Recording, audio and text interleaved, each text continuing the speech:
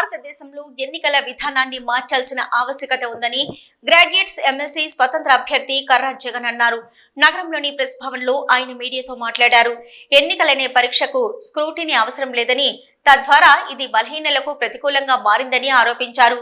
అధికార పార్టీకి చెందిన అభ్యర్థులు స్క్రూటినీ నుంచి తప్పుకోవలసిన రావడం లేదని ప్రశ్నించారు. ఇట్టి విధానాన్ని తొలగించేందుకు పోరాటం చేస్తానని, ఇందుకే నామినేషన్ వేశానని చెప్పారు. అలాగే ఐఏఎస్ పరీక్ష అభ్యర్థికి 21 సంవత్సరాలు, ఎమ్మెల్సీకి 30 సంవత్సరాలు, ఎమ్మెల్యేలకు 25 సంవత్సరాలు కేటాయించారని, వీటి మధ్య తేడా ఎందుకుందని అడిగారు. యువతను ప్రోత్సహించవలసిన బాధ్యత ప్రభుత్వాలదేనని గుర్తు చేశారు. అమెరికా మాదిరిగా ఆన్లైన్ ఓటింగ్ తో పాటు నెల రోజుల పాటు ఓటింగ్ నిర్వహించాలని సూచించారు. తద్వారా డబ్బులు వెదజల్లే సంస్కృతి మాయమవుతుందన్నారు.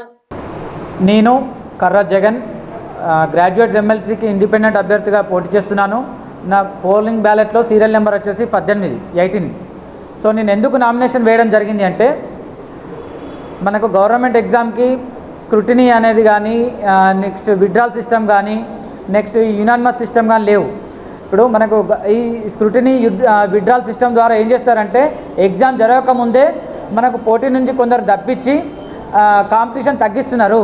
అదే మన గవర్నమెంట్ ఎగ్జామ్కి అయితే ఏం చేస్తారు, ఎగ్జామ్ అయిపోయిన తర్వాత వెరిఫికేషన్ చేస్తారు. ఇక్కడ ఏం చేస్తుంది, పేపర్ అప్లికేషన్ అని ఎగ్జామ్ అయిపోయిన తర్వాత మన వెరిఫికేషన్ డాక్యుమెంట్స్ ఏమంటే వెరిఫై చేస్తారు. ఇక్కడ మనకు ఈ ఎలక్షన్ అనే ఎగ్జామ్కి వచ్చేసరికి ఏం చేస్తారంటే, ఆ ఎగ్జామ్ ముందే స్క్రూటినీ పేరుతోని, విత్డ్రాల్ పేరుతోని కొందరిని తప్పించడం ద్వారా కాంపిటీషన్ ఈజీ చేస్తున్నారు బలవంతులకి.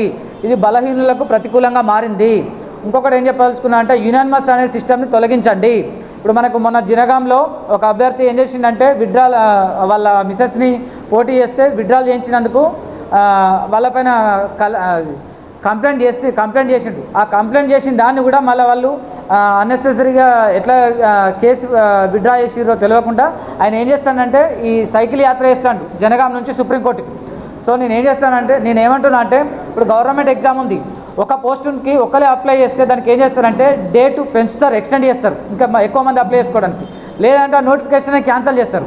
అదే ఎలక్షన్ అనే ఎగ్జామ్కి వచ్చేసరికి ఒక పోస్ట్కి ఒకరే అప్లై చేస్తే దాన్ని క్యాన్సిల్ చేయాల్సింది పోయి ఏం చేస్తారంటే, ఇంకా దానికి ఏదో గొప్ప పని చేసినట్టు 5 లక్షలు ఇస్తారు. అంటే నువ్వు దానివల్ల నువ్వు ఏం చెప్తానో, ఎలక్షన్ కమిషన్ ఆఫ్ ఇండియా ఏం చెప్తుంది, బలవంతులకు అనుకూలంగా ఉంటుంది, బలహీనులకు వ్యతిరేకంగా ఉంటుంది. మీరు ఎవరైనా చూడరు, ఇప్పుడు విత్డ్రాలయనో స్క్రూటీలో పోయేటియో అధికార పార్టీ వాళ్ళు పోతానయా, వేరేటోళ్ళే పోతాయి, ఆపోజిట్ పార్టీ వాళ్ళయో లేదంటే ఇండిపెండెంట్లో పోతాయి. ఎందుకు అధికార పార్టీ వాళ్ళు స్క్రూటీన్లో కానీ విత్డ్రాల్లో కానీ పోతలేవు?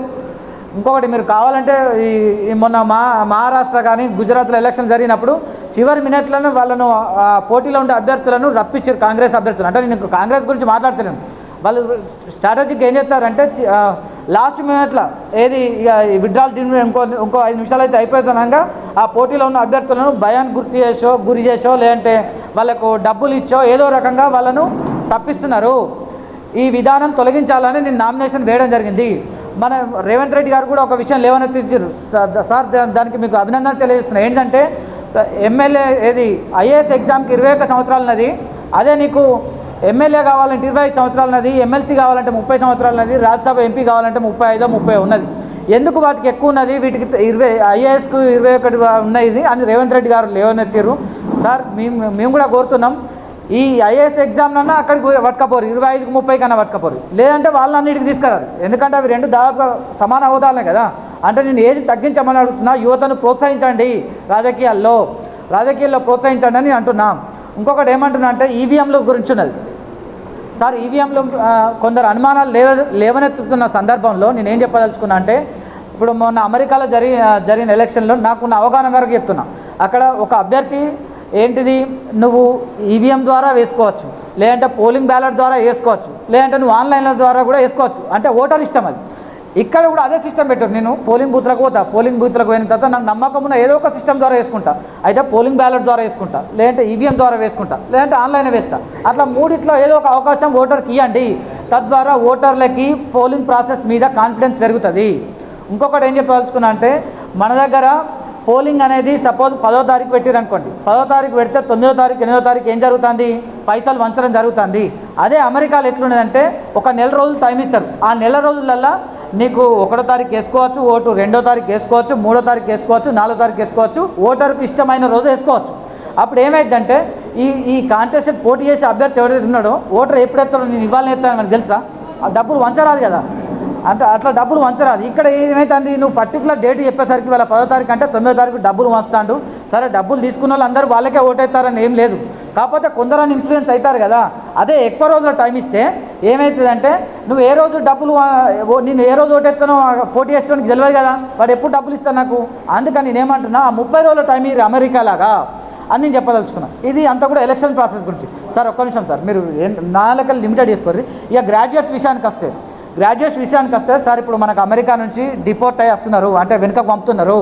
అది ఎందుకు వెనుక పంపుతున్నారంటే ఈ ఏజెంట్లు కానీ లేదంటే మీడియేటర్లు కానీ ద్వారా కొందరు మోసపోయిపోతున్నారు, కొందరు దొంగ ద్వారా కూడా పోతున్నారు, సముద్రాల ద్వారా అడవుల ద్వారా పోతున్నారు. కొందరు ఏమవుతుందంటే ఏజెంట్ల మోసానికి గురి అయ్యి అక్కడికి పోతున్నారు. అక్కడికి పోయిన తర్వాత వాళ్ళకి జాబు దొరకక వేరే అక్రమ జాబులు చేయడం వల్ల, పత్రాలు లేకుండా ఎక్కువ ఉండడం వల్ల ఏమవుతుందంటే, అందుకని దీన్ని నేనేం కోరుకుంటున్నా అంటే గవర్నమెంట్ సూపర్విజన్ పెంచాలి. ఎవరి మీద, ఏజెంట్ల మీద, మీడియేటర్ల మీద సూపర్విజన్ పెంచాలి. వాళ్ళు కరెక్ట్ పనిచేస్తున్నారా లేదా అని వాళ్ళ మీద నిఘా పెట్టాలని కోరుకుంటానా.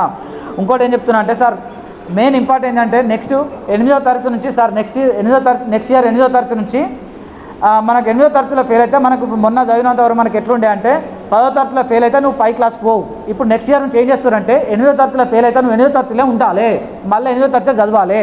సార్ దయచేసి ఆ సిస్టమ్ మన దగ్గర పెట్టకండి. ఎందుకంటే మన ఫస్ట్ జనరేషన్ ఇప్పుడు మనం చదివేది, మనమే డిగ్రీలు పీజీలు ఇప్పుడిప్పుడే చదువుతున్నాం. మన నాయనలు మన తాతలు చదవలే, ఎవరికి 5వ తరగతో 1వ తరగతో ఆయనతో పూర్తి కూడా చదవలే. సో నేనేమంటున్నా అంటే ఈ 8వ తరగతిలో ఆప్ చేసే సిస్టమ్ వద్దు. ఇంటర్ను కూడా హై స్కూల్లో కలిపి ఇంటర్ సెకండ్ ఇయర్లో ఫెయిల్ అయితే వాడిని మళ్ళీ ఇంటర్ సెకండ్ ఇయర్ చదువు. అక్కడి దాకా ఇంటర్ సెకండ్ ఇయర్ దాకా నువ్వు ఫెయిల్ అయినా పాస్ అయినా నువ్వు పై క్లాస్ పోతూనే ఉండాలి. ఎందుకంటే మన దగ్గర విద్య ఇప్పుడిప్పుడే ఈ ఫస్ట్ జనరేషన్ మన దగ్గర చదివేది. సో ఇంకొకటి ఏం చెప్పాలనుకున్నా అంటే, ప్రైవేట్ సంస్థలలో ఎవరైనా కానీ, ఇప్పుడు సార్ విప్రోలో ఇన్ఫోసిస్లో వేస్తే హెల్త్ కార్డు ఇస్తారు, విప్రో ఇన్ఫోసిస్లో వేస్తే హెల్త్ కార్డు ఇస్తారు ప్రైవేట్ సంస్థల్లో.